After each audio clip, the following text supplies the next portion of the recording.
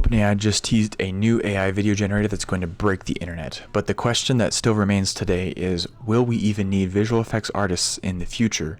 And what can we do about it? So, I think the first thing that we just need to address is how good these videos look, especially compared to the previous AI video generators and image generators we've seen sprouting up like Runway 2. What might be some of the advantages that OpenAI has over other companies like Midjourney and Runway 2 that might give them advantage and be able to create this greater level of fidelity like they have? Like the first and most obvious one is obviously that Microsoft and the companies like them have invested billions of dollars into the development of these AI training systems, the training data itself, and developing them as tools that can be utilized by us in a society. I think the next part behind that is that OpenAI is building this on top of and with the information they've gained from creating two previous systems like ChatGPT and DALL-E 3. And these have amazing amounts of training data that will help Sora understand your prompts at a level that I don't think any of the other prompts can understand you. I think the last one is the biggest secret behind OpenAI's success with this, even though it's not even released yet, is that OpenAI Sora is relying upon the data that's accumulated from ChatGPT and DALL-E 3 that has billions of users utilizing both their paid and free tiers, providing a massive data pool on top of the base training data that they've already established for this, and allows this thing to evolve and understand far beyond what Runway 2 and Midjourney could do themselves. Now the next question is what does a 3D or VFX artist do, and why might they be concerned about an AI video generator replacing their job? 3D or visual effects artists basically are taking base plate footage that has been shot on a cinema camera and then are going into something we call post-production and using software like Blender, Houdini, Nuke, DaVinci Resolve, and other software packages to composite, compile, and create new imagery that can be integrated into that image, whether it be in 3D or 2D, and that ends up creating an image that would not have been able to be easily captured or captured at all in camera in real life. For instance, a Star Destroyer or a giant explosion that would have killed people in real life. This is obviously a job that all of the movie industry relies upon and is used in so many movies, especially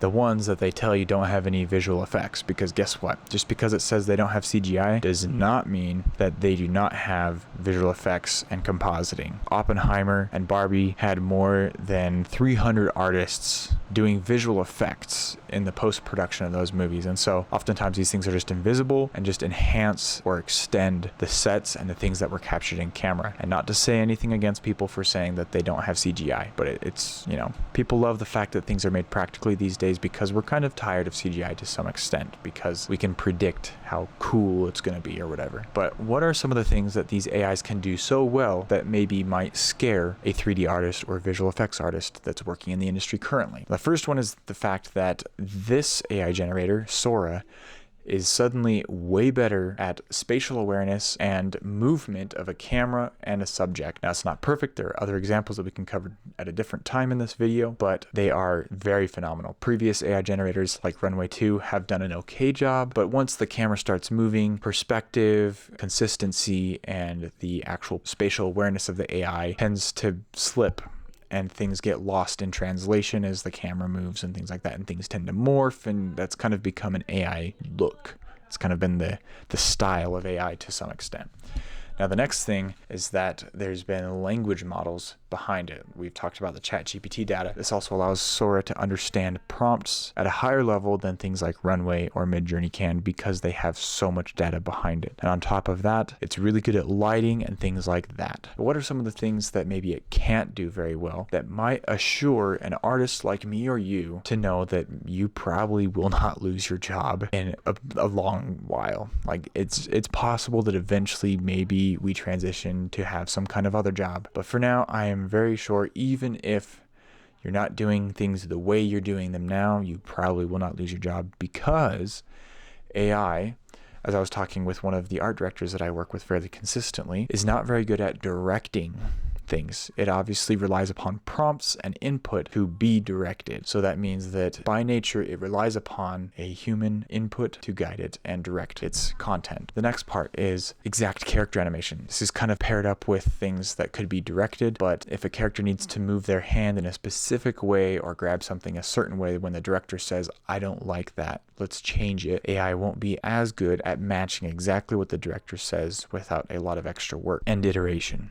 It is also not very good at physics. This is highlighted on their website, talking about how it loses some things in the movement and has unusual things pop up, disappear, things like that. And then I think the last thing, and so there's going to be a long period of time before that massive scale of simulation data AI can be integrated into the AI networks that run behind things like Sora. And so I think moving forward, just like animation replaced stop motion and computers took over compiling code for programmers, in the next few years, if AI is implemented into the VFX pipeline somehow, most of it is going to be reliant upon a more advanced multi-input kind of prompt. This might involve rigs and animation guides or motion videos that people film acting out things against a green screen or something, and then the AI can, composite that over instead of the artist spending 100 grueling hours doing the same thing. But it might also include something like inputting direct colors based on like Pantone or light colors specifically on the Kelvin scale, and then imagery that is inputted to guide it in knowing what a product is. Kind of similar to what we see with Gaussian splatting, where you put in like, a ton of images, or like NVIDIA's ones that only need, 8 to 12 images. It then understands how your object looks and then can translate it in space and do something if you were doing commercial work. And then the other thing is maybe inputting direct and very precise camera travel and lens data that could be filmed on set with an actual base plate. And then on top of that, again, like I said with the NVIDIA stuff, I imagine them using a separate AI or program like Houdini to create the simulation data, and then they can plug that into a more advanced back end of something like Sora to guide it in creating